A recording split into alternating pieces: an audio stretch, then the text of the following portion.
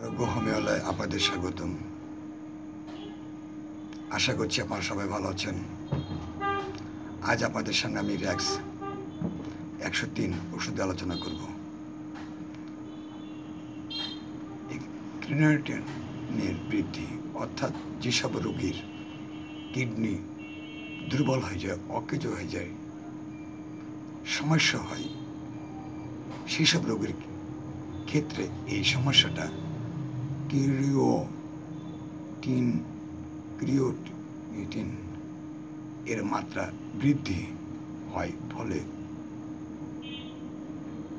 নষ্ট দ্রব্যটি বাইর করতে পারে না, ফলে শরীরের কিডনি দুর্বল হয়ে পড়ে।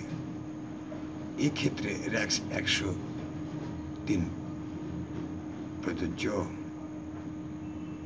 ওষুধ সেবন বিধি: প্রাপ্তবয়স্করা 20 ফোঁটা ওষুধ 1 ডোপ পরিমাণ মতো পানির সঙ্গে মিশিয়ে 4 ঘন্টা পর সেবন করুন। শিশুরা 10 ফোঁটা ওষুধ 1 ডোপ পরিমাণ পানির সঙ্গে মিশিয়ে সেবন করুন।